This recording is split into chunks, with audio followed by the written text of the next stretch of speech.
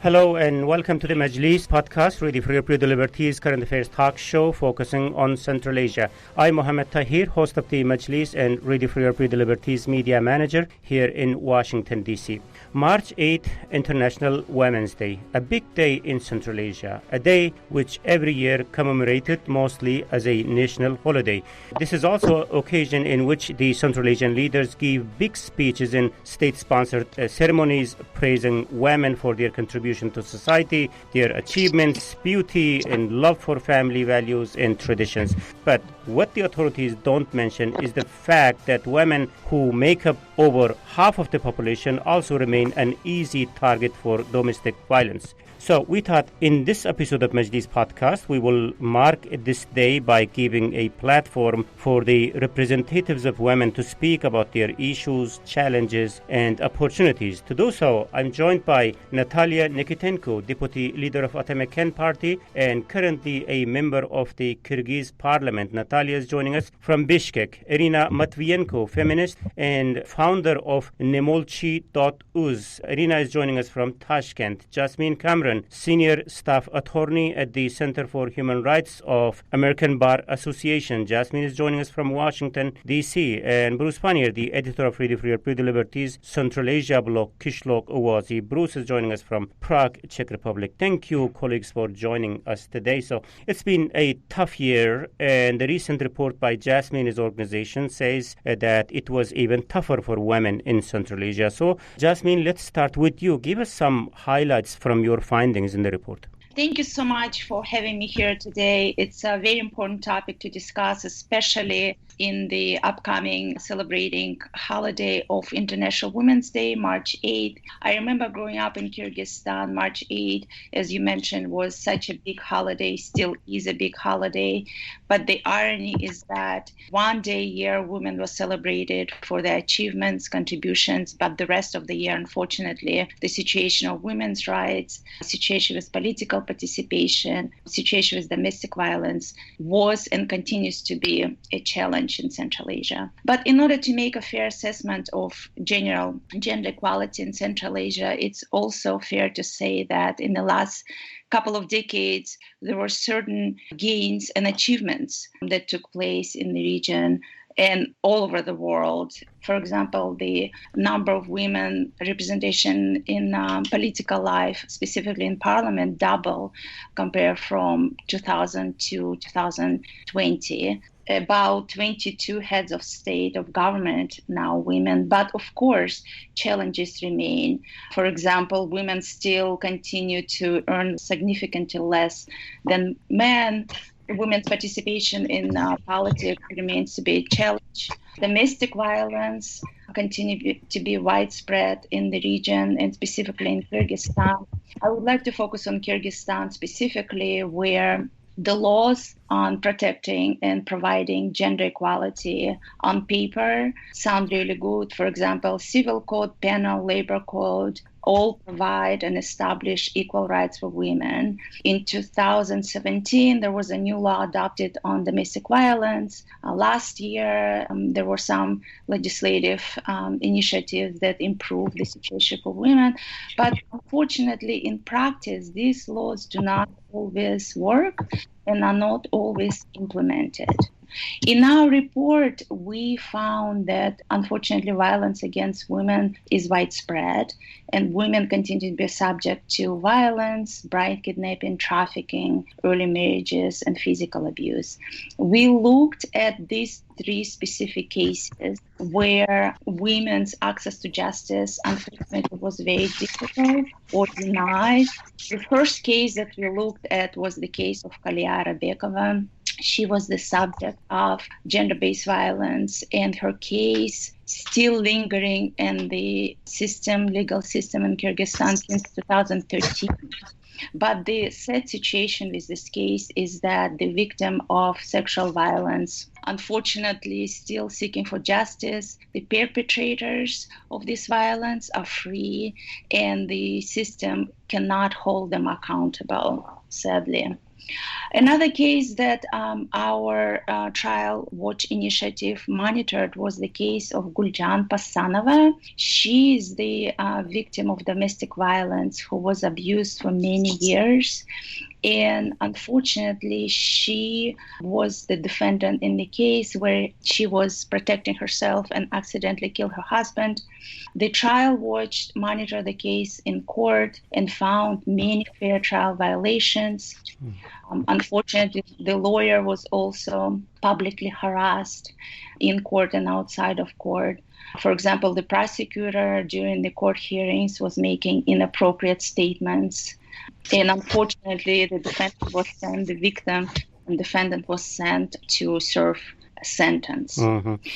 Quickly, the last case that we monitored was a case against local craft organization called Bishkek Feminists that was organizing protests last year exactly for Women's Day.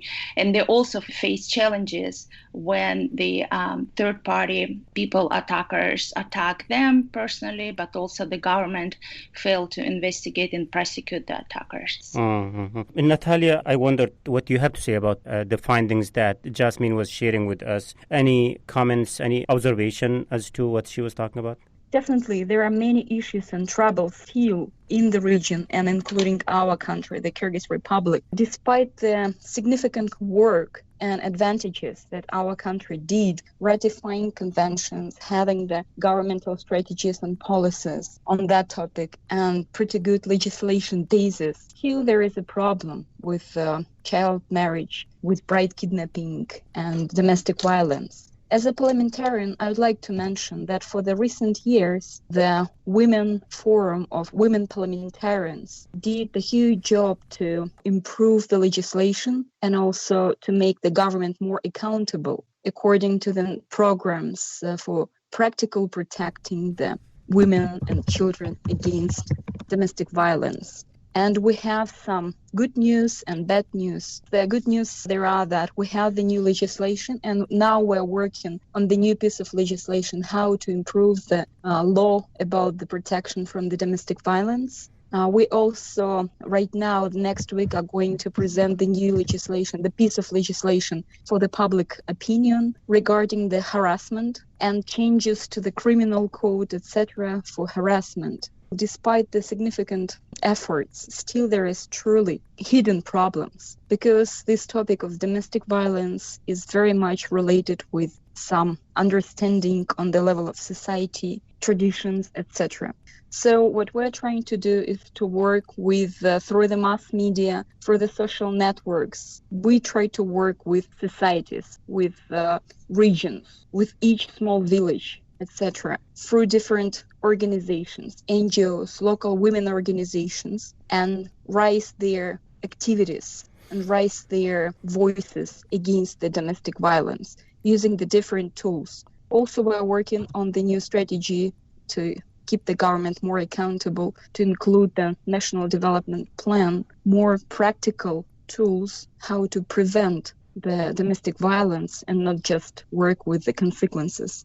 But unfortunately, right now, we're in the middle of the discussion about the constitutional reform. Why I'm telling unfortunately? Because there are different opinions in the society about this reform that is going to change the parliamentary democracy to the presidential form of governance. But regarding the women's rights, I'm really concerned about the offered changes because it's mostly about the possibly majority system in the parliament. And now we have the proportional system and pretty good system of quotas, like the special norms for women to make the women more active and have the access to the decision-making levels in the central government and the parliament and also on the local level. So right now we changed the legislation and we have the requirement for the political parties that each third in the list should be the person of other gender. Right now it's a woman. We hope in the nearest future it might be the man. Also, we changed the legislation for local parliaments where 30% of quotas is reserved for people of one gender. so far it's for women as well. Natalie, that's very great what you are talking about and the initiatives that you guys have taken in the parliament. But when it comes to implementing those laws that you guys pass in the parliament, it looks like certainly there's a challenge. And you admit that, and earlier Jasmine also said. So what to do? I mean, you are the closest we could get to the government, and especially in this show. I was trying to get some other members of the authorities to join us, but that didn't happen. But you are in the parliament, so you have some authority as to how laws are passed, how these are implemented. So it's great that you mentioned your efforts about passing those laws. But what about those specific cases that Jasmine earlier mentioned, like Kalyara Bekova, I guess, and also the recent case, the case with the Altan Kapalova, the situation that she is in. I mean, what I'm trying to say here is, yes, it is good that you guys pass those laws, but what do you guys also do in terms of making authorities accountable to implement those laws? Or what have you done in terms of these two cases, specific cases that we mentioned now? Definitely. So far, we live in the parliamentary form of governance, and the parliament has pretty good functions from the point of view of oversight. So what we are doing, particularly as women parliamentarians, we definitely raise those issues and cases in the parliament on the level of the parliamentary committees and in the plenary session. So regarding those women and cases and regarding the situation, our committee, we actually considered these cases, invited the representatives of Ministry of Internal Affairs and the prosecutor's office. And definitely we keep those cases under control. Unfortunately, the court system, they are not very open to work regarding the providing information, etc. But we are working through the prosecutor's office, through the government representative, taking them to the account and saying aloud about the current situation. So each committee, we are receiving the information about those cases and try to control and monitor and assist those women and people, to have really the true and transparent consideration of their cases, to provide some support. And regarding the situation with the protests on the 8th of March, when women were really accused and not supported, that was really bad situation. That was really a shame, I think, on the country level. And that was discussed very seriously in the parliament. So we actually tried to press on the government and the Ministry of Internal Affairs for the possible tools. And as we know, some representatives of the Ministry of Internal Affairs, they were dismissed from their positions after that. It was a political decision, unfortunately. So we did what we could within our parliamentary functions. And politically, we rose this issue on the different conference level, on the plenary session. So parliamentary women discussed those cases. And last month, we had the parliamentary hearings regarding the domestic violence, the women's rights, and the whole day in the parliament was devoted discussing the topics. So the parliament is working with that issues. But unfortunately, I agree that still there is a huge amount of job and work for the parliament and the government to make those laws that we accept work in practice. Also, we are developing the new institutions like shelters, and recently one shelter was opened in Bishkek city, in the capital of the Kyrgyz Republic. It was last week. Shelter that should help more women victims of domestic violence to receive the juridical and psychological support. Okay, terrific. Thank you very much. If I can make a quick comment, Mohammed. Briefly, please, Jasmine, go ahead. So I think important point that Natalia also is talking about is that it's not only all about legislation on paper. It's also very important to work with the population in terms of increasing the cultural awareness. Because what we've noticed that there are very old conservative settings in the cultural environment that enables actually to take violence of these proportions. Is that even women themselves believe that 1 in 3 women, according to articles that I read, believe that there are reasons why husbands or partners abuse the woman, that whether she didn't cook the dinner or she didn't do this or that. And that unfortunately sits very deeply in the culture.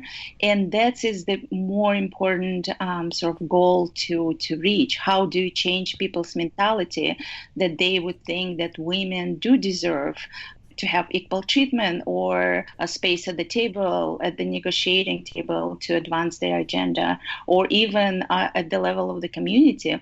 We've seen with the case of Guljan Pasanova that prosecutor, who herself was a female, was making quite inappropriate statements in courtroom. And that's because of the cultural background, we think.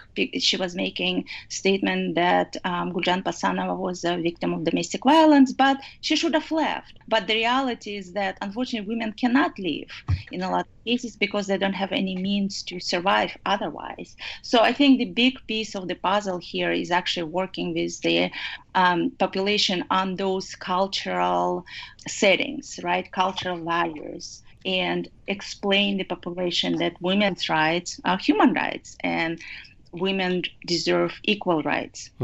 But Jasmine, can I have a very short comment? I'm sorry. Yeah, very shortly, please. Yeah, we need to move on to the other countries too.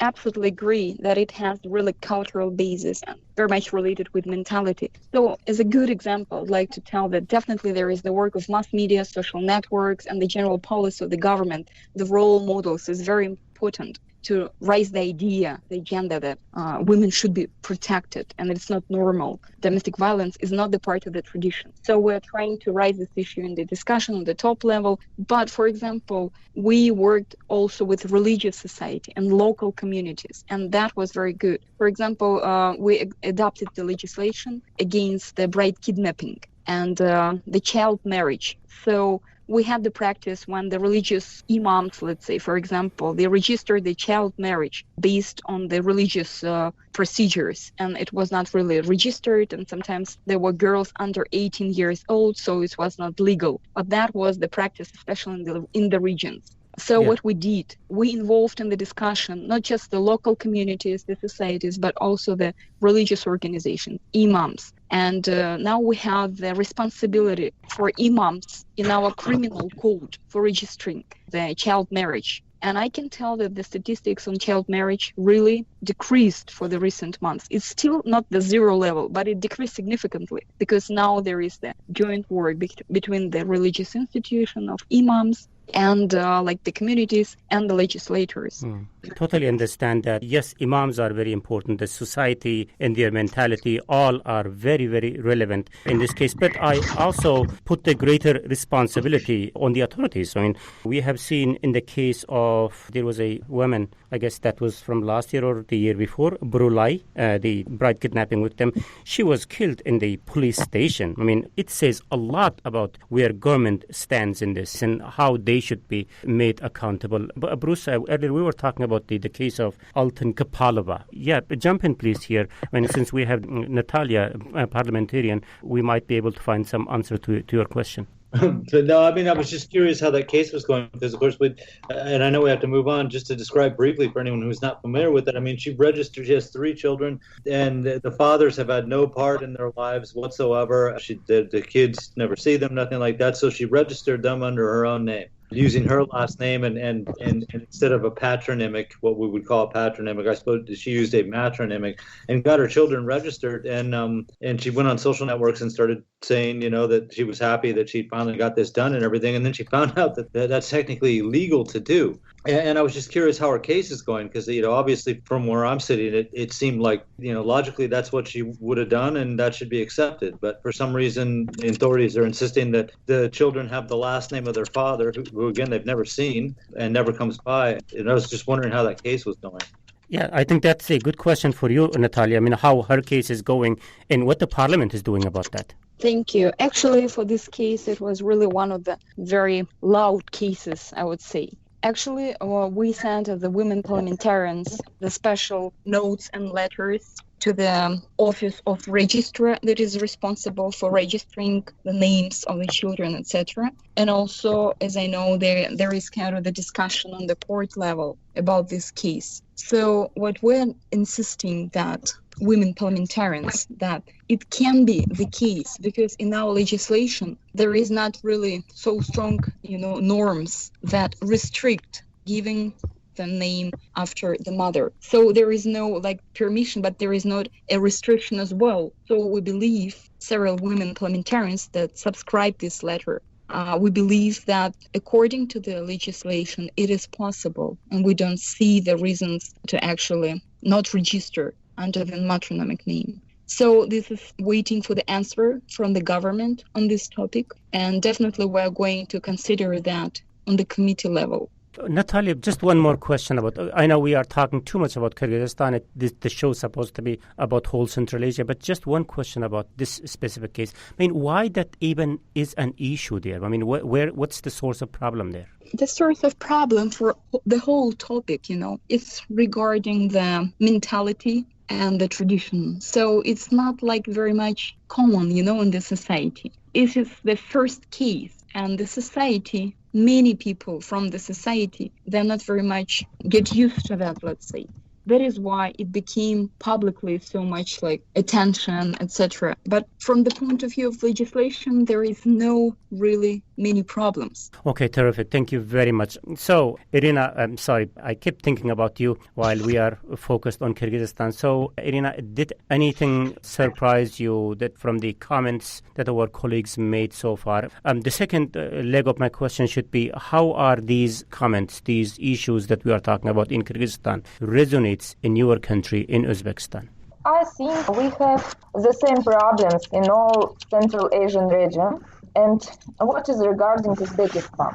In my opinion, Uzbekistan still has a lot to do to improve the status of women. For example, return the true value of the holiday of March 8th. Because I still see that the heads of ministries and departments on this day emphasize the role of women as keepers of the hairs of mothers and decoration of collective. And I think the fight against gender stereotypes must come to the first plan, as in other countries. But we have certain achievements. For example, there are more than 30% of women in the parliament of Uzbekistan. This was a political decision. The quotas were introduced by President Mirziyoyev, but for example, there is only one woman in the government of Uzbekistan. This is 2.5% of the entire government, only one woman. Even among the deputy ministers, there are almost no women. And as in neighboring countries, women are practically not represented at the decision-making level.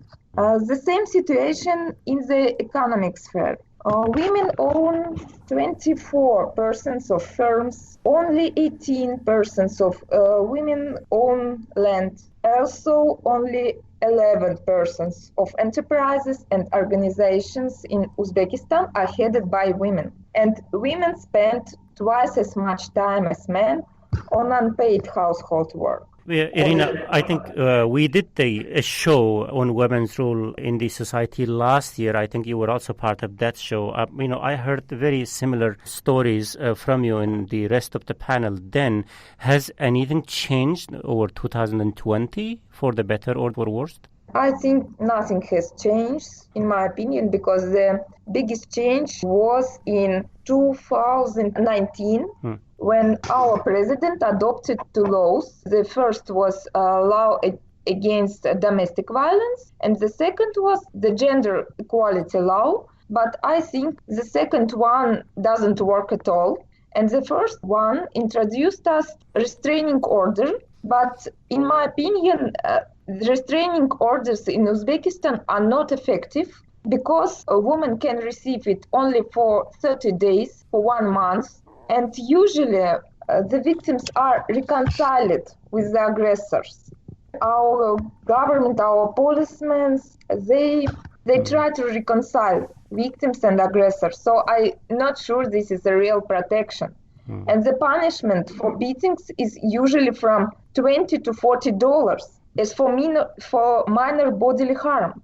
Although we have an article torture in the law, and according to which aggressor can go to prison for up to 5 years. But usually our policemen, they don't use this article. against domestic aggressors. Interesting. Can I jump in something? Sure. I wanted to ask Irina something too. Recently, Uzbekistan's justice ministry was saying it was going to make it easier for a woman to divorce her husband. I was curious what your view of that was. I mean, everyone, I personally took it as you said, with some of the laws they passed about gender equality and restraining orders, that it's words and not much action. But I know this is a problem in a lot of Central Asian countries. You know, you had mentioned that victims of domestic violence often are convinced that they should forgive their abuser and keep the family together. But divorce courts also cement that. And now the Uzbek, at least the Justice Ministry, said that they were going to make it easier for a woman to divorce her husband. What's your view of that?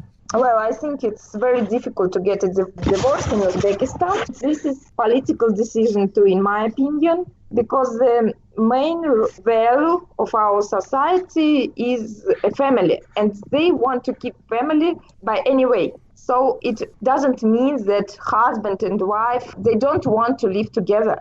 Our youth system, they will send them to think for half an year, and then they will decline their application to divorce. And they must apply again, and they will receive 6 months to think, and then decline and apply again, etc.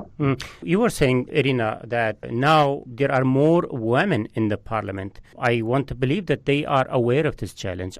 They are not doing anything about it?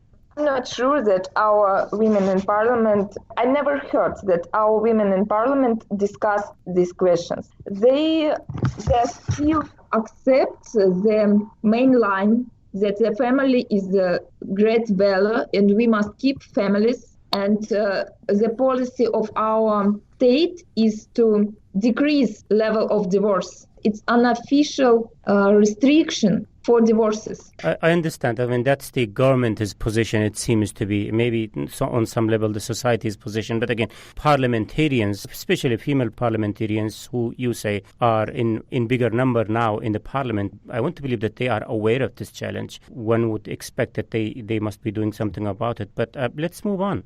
Bruce, we certainly should talk about Kazakhstan and any highlights from the other two countries, Turkmenistan and Tajikistan. What you have been witnessing? Well, Kazakhstan is very different than Turkmenistan and Tajikistan. That's what I kind of wanted to get out of this conversation today too, was some of the progress that they've been making in these things. Now, Turkmenistan, forget it.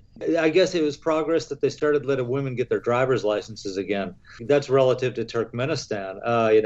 It was that bad that they were actually stopping women and telling them that they couldn't drive their car anymore, and they wouldn't even listen to them when they came in and tried to register for a driver's license. So it's true that the speaker of the parliament is a woman, but this is a token, same in Uzbekistan, actually. Yeah, it's just, that has been like that for years, Bruce. It doesn't do much. Uzbekistan is a good comparison, but in their case, at least they put some facade on that. But in Turkmenistan's case, they don't even do that.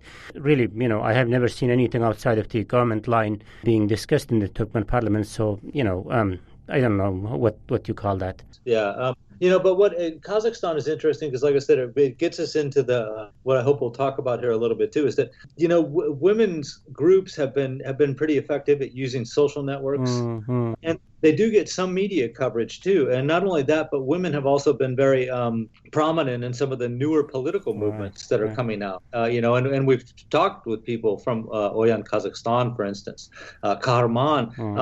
And there's a big women's presence in those organizations too. So I was kind of curious what, especially about the use of social networks or contact with media to get the message out and across, because, it's one thing to have the law say what it does, but Natalia pointed out that they are passing all kinds of laws, but at the same time she pointed out that you have to change society's views on this. And that's where, the laws can give you a legal basis for protecting your rights, but they can't change the way people think about what your rights should be. So, that I was more curious about how our guests' organizations were working to get the message across to everybody about equal rights for people and respect for women, and things like that. What forums are they using? What media outlets will air their views? That kind of thing. Have you seen any visible change in those aspects that you are talking about during 2020?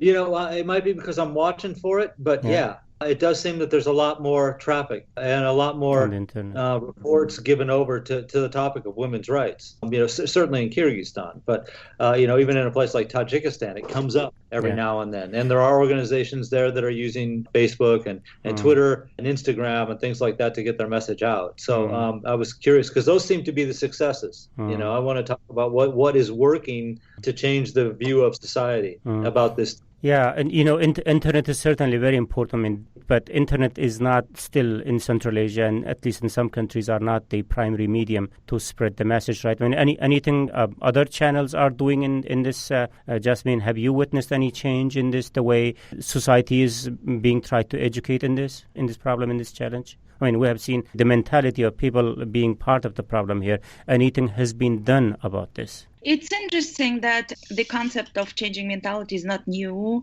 at least in Kyrgyzstan. I remember that the government there adopted a new concept on working on legal culture, so to say, of the population. I believe the program was timed and covered the period from something like 2014 to 2020, where with the help of UNDP, I believe, the government was establishing new initiatives of how to aid population in terms of, becoming more aware of the rules, of the legal concepts. And they had initiative, I remember, where it was a bus where several young lawyers would travel to the regions and provide legal consultation to the society. So there are initiatives like that. And there were many initiatives like that through the years. I remember there were anti-corruption campaigns that were targeting younger generation and explaining to them what's wrong is wrong.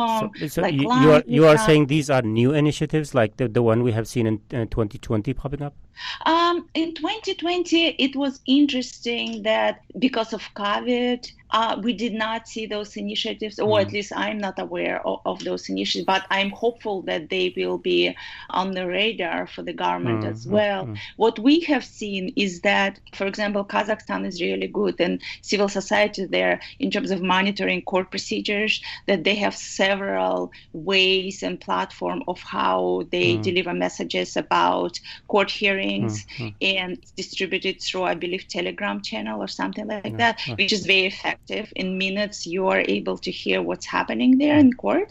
And I believe in Kyrgyzstan, it has very similar initiatives as well, with reform of putting everything on digital format and making the information accessible. But in terms of the 2020, I can't, and I probably don't know, but maybe Natalia would know better.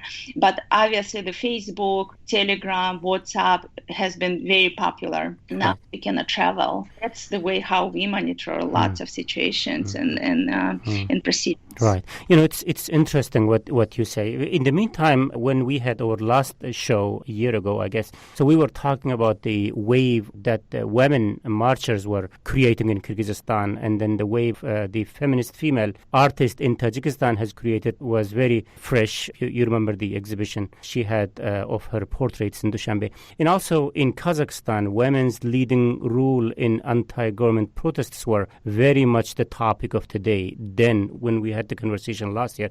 Today, I was hoping to have Asiya Tolesova, one of the female activists from Kazakhstan, to join us, but we couldn't make it. Though they were thought-provoking, which draw lots of public attention to the issue that we are talking about today. So what happened to them? And what role did women play in some of the major political changes that the region has gone through in 2020, and especially talking about Kyrgyzstan here? So let's continue the conversation talking about these and many other questions very shortly.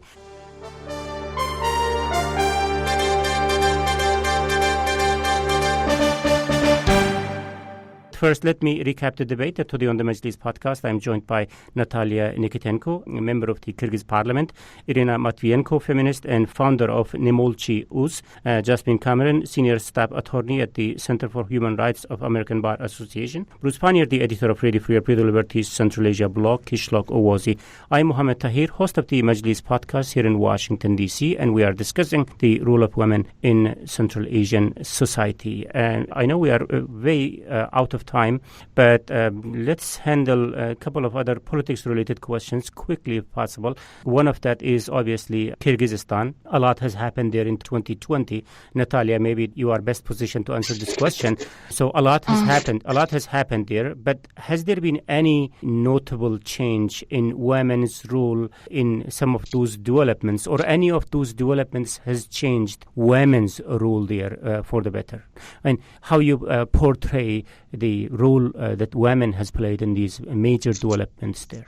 Yeah, actually the last year was difficult for the whole globe, so because of the pandemic, so many visual activities, let's say, like we used to have the conferences, the meetings, the work with societies, they were not allowed for some period of time.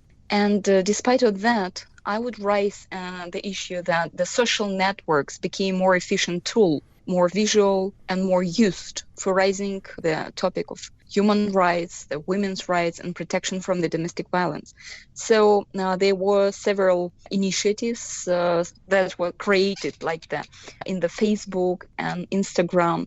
There were a number of different groups, etc., which helped to link the women, the potential victims and the victims of domestic violence, with the government officials, with the Ministry of Social Care, with the Ombudsman Office, etc. So I know the group of young activists, IT activists, who really worked on that, create more visual instruments for that. Even one of the activists, they offered the interesting idea to have this kind of the bracelet for women with a special button, in the case of the problems, etc.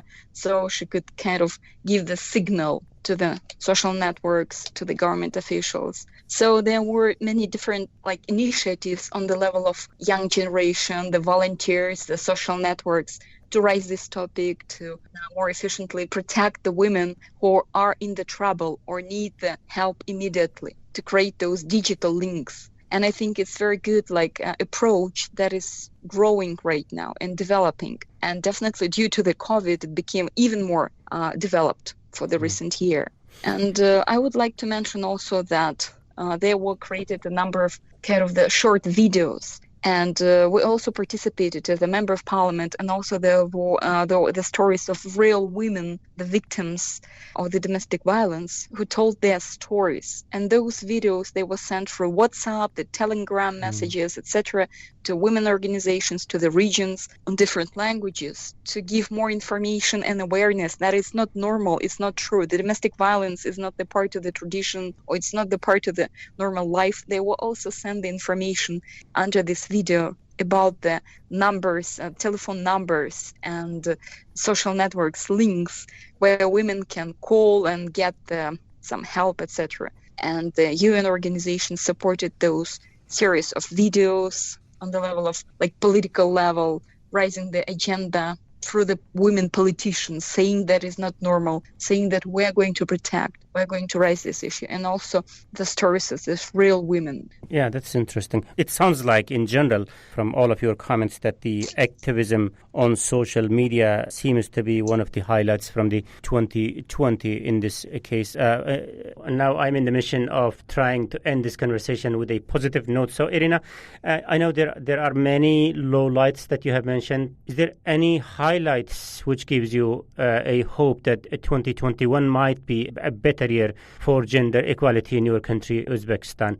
I mean, any development which has the potential of making some real difference in terms of getting closer to gender equality in the country? Yes, we had 3 loud cases on domestic violence last year when abusers were sentenced to 8, and it was a success, I think, because yes, it's only 3 cases. It's not too much, but we didn't have such a reaction in previous years. We didn't have it. The first case was about a husband who beated her wife, and video of one activist, she placed this video in internet, and it was a very famous case. And first of all, the police tried to close this case, and after public announcement, they opened the case again, and he was imprisoned at 8 years, as I remember.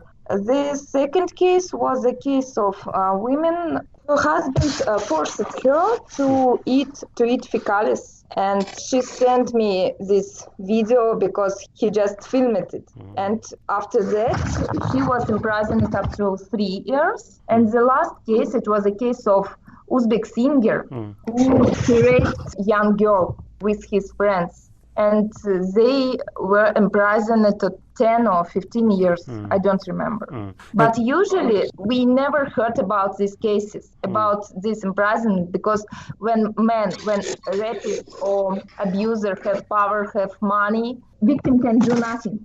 So I think these 3 cases give me a hope something can change. Yeah, indeed. Thanks for sharing these examples, Irina. They are anecdotal, but at least reflect some real change otherwise in a PR-savvy Uzbekistan. Bruce, like you and the other speakers were also talking about this, the change which is being achieved through social media activism in 2020 is certainly something to hold for. Given the COVID-19, if we learn anything from 2020 lockdown, is that the prominence of online space is going to grow in our lives going forward.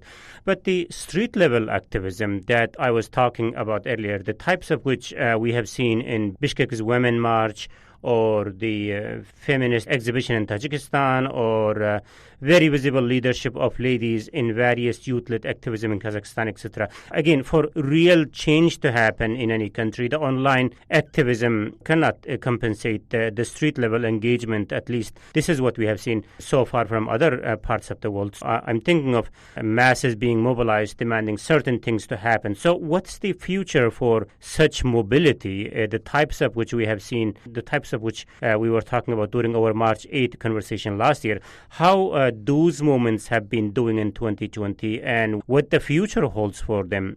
It's hard for me to say this totally objectively because, of course, I've been looking to see how women's groups have been active, both in the media and on social networks. And it seemed to me that they did take advantage of the fact that people were stuck at home using their computers. And I saw a lot more posts coming from women's groups or the individual activists within these groups about women's rights, what their movement was doing, and of course they've held some video conferences and things like that too. So again, I was hoping that our guests would tell us a little bit more about what progress they might have seen in the last year, and what they would ask the public to do to help them in the year that's coming.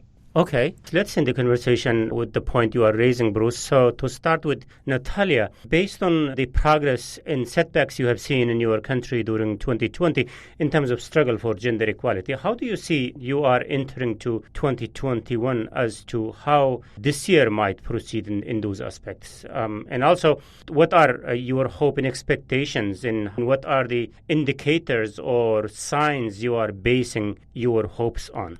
Definitely, we have many expectations related with the coming year, this year, current year, let's say, and the coming years, to strengthen the positions of women's society on the key positions, political positions, to protect the women's rights more loudly, more visually. So one serious challenge for us this year will be to keep and to save the women's quotas, special norms and quotas in the electoral code, in the electoral legislation. Because, as I mentioned, we're going to change the constitution.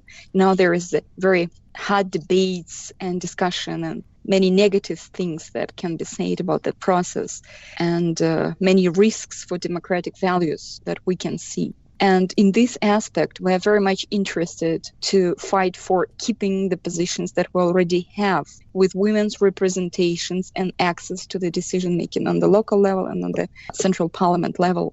This is definitely one of the very serious dimensions of work for us as like parliamentarians and politicians. And the second thing is definitely to continue the work together with women's organizations, which are very strong in Kyrgyzstan. Our civil society is really very strong.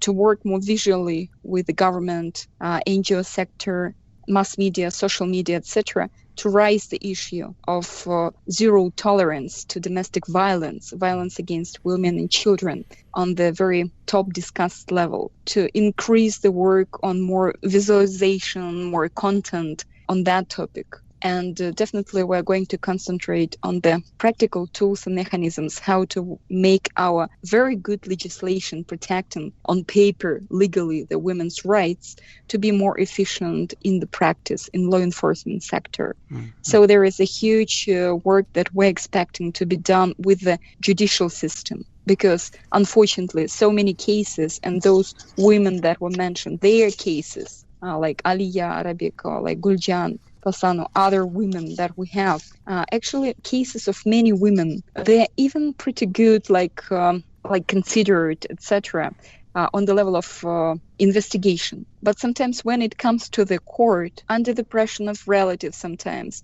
under not the transparent court system or other reasons, sometimes those cases, they're not very successful. So they're not protecting the victim. And she's under the pressure, actually sometimes refuses to support this position.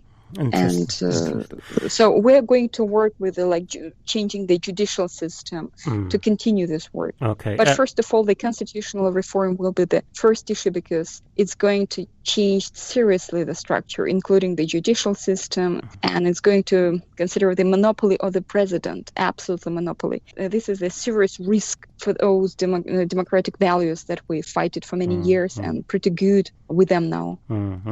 Okay, Jasmine, let's also get your thought on that. I mean, where your eyes is going to be in terms of the types of issues that you mentioned in your report and also in your comments here. And also, is there any suggestion that you might have to Natalia, to the authorities, or to any other stakeholders in this matter?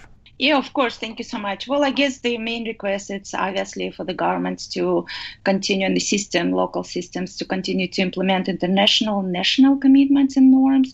As we discussed here earlier, that Kyrgyzstan, for example, and all of the Central Asian countries actually ratified ICCPR, CEDAW Convention. But the problem again with implementation, that the government should create more enabling environments and institutional systems. They need to reduce violence against women and strengthen their voices. A lot of work remains with raising awareness of the public, as Natalia underlined as well. But the important thing to remember that this is not only initiative or task for women, right? It's a collective responsibility where women and men need to work together to change and transform all of the systems, cultural settings, cultural institutions. So it's task for all of us, not only for civil society and women organizations, but for the whole of society. Because if women succeed in societies, everyone succeeds. Yeah, the question is that, right,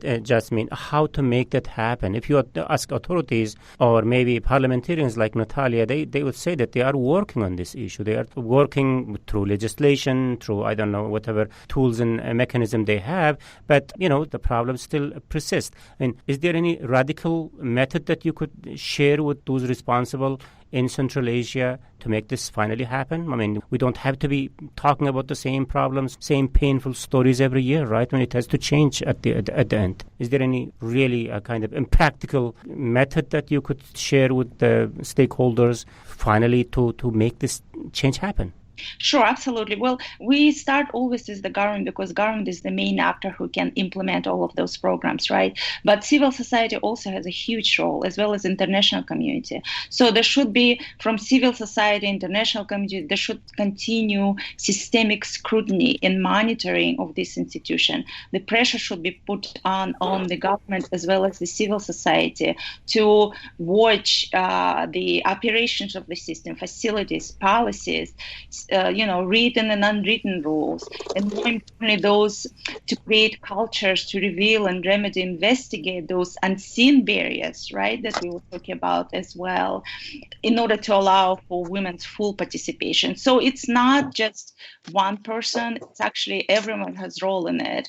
As I mentioned, the government has the main role, the internal law enforcement, as soon as complaint about domestic violence comes in, everyone should play their part. Police should investigate. First of all, they should accept the complaint. Secondly, they should investigate. Prosecutors should have to build really strong case and then pass it along to courts, where courts, judges have to play a certain role as independent arbiters. Prosecutors have to have strong case, defense attorneys. So it's the whole system has to really, really sort of be cognizant, not only in terms of implementing genuine fair trial standards, but also specifically paying attention to cases where women are victims of violence, of cases that we were highlighting.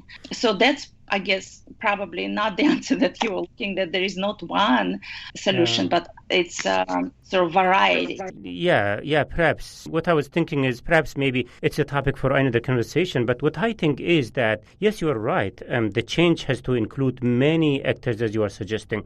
Apparently, you have a very active civil society in Kyrgyzstan, and earlier Natalia was talking about that too. These are signs of progress, but at the same time, these atrocities continues against women in the society. And the painful part is this is happening when there are so many women in power in the parliament, in the speaker's chamber, and until recently, Deputy Prime Minister's women in ministers.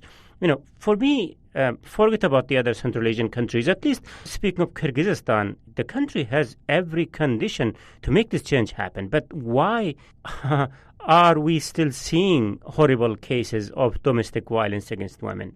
Why we keep seeing brutalized Guljans? If women empowerment changes these practices, then you got the power. Why changes is so slow and painful, and what needs to happen so that this change finally takes place? But of course, maybe we don't have time to go through this. What I'm saying is the conditions seems to be right, especially in Kyrgyzstan when we look into Central Asia, so that this change happens, so that we don't keep talking about this every year about domestic violence or the specific examples that you have mentioned. Yeah, sure. I guess, first of all, any change takes a long time, right? But a main factor, it's actually lack of political will. In any reform, there should be strong political will to deliver a specific solution for a specific problem, right? And it involves several factors. There should be a network of government officials that are truly committed to the reform. They should have understanding of what the problem is. The government also has to ensure that those programs have, for example, sufficient financial support, that they have human resources support, right? We've seen through the history of Kyrgyzstan that every single president wanted to have new reforms, but unfortunately there was a lack of political will. So I think one of the, probably that's what you're getting at, that the main factor is actually for the government to have that political will, for them to realize that this is a very serious problem in every society in Central Asia. And unfortunately, while yes, you're right, we have wonderful members of parliament like Natalia, but from the government, there should be more than just individual members of the parliament, right? There should be a commitment from the government to have those solutions reached. Yes. There should be commitment from network of politicians, not only executive. It should be independent judiciary should play the role, as I mentioned before. Right. Legislative, like Natalia, should adopt all of those laws. So my final word is probably that there should be political will to actually implement all of the reforms and make sure that all of those laws are working in practice. Right. Okay. We need to really wrap up the discussion. Look, maybe just final word from you, Irina, in Bruce then. Irina, so what you will be doing in working on, where your eyes will be? Well, we are planning to establish a volunteers network because I feel we need more people to continue our work because I see there's difficulties, psychological difficulties when the same team works on the same problems and we can't change nothing. I don't know, but sometimes I feel that our hands get down. So we are planning to raise our network of volunteers. Also, I involved two jurists in our team, and we launched online psychological help last year, and we are going to continue this help in 2021. Right. Okay, Bruce, let's end the conversation with you, where your eyes will be, what you will be watching at. Well, we all hope that this pandemic is starting to ease and things will be able to move around a lot more in public. So just to see what happens once you're able to go out in public, and will there be more feminale art exhibits, and will there be more rallies? Actually, I don't have to look much further than this Monday. What will happen on Monday when it's actually International Women's Day? But yeah, just to see, how much more active people can get now that as the opportunities present themselves to get out and get around and be more public. Okay, thank you. Thank you very much, Bruce Pannier, the editor of Ready for Your Pre Liberty Central Asia blog, Shlak Awazi. Unfortunately, we have to conclude the discussion right here. We are way over time than usual. And also, big thanks goes to Natalia Nikitenko, member of the Kyrgyz parliament, Irina Matvienko, feminist and founder of Nemulchi.uz, Jasmine Cameron, senior staff attorney at the Center for Human Rights of the American Bar Association. Again, thank you very much, colleagues, for your time and thoughts today. And this is from me, Mohammed Tahir, Ready for Your Pre-Liberties media manager and host of the Majlis podcast here in Washington, D.C. Until next week, bye-bye.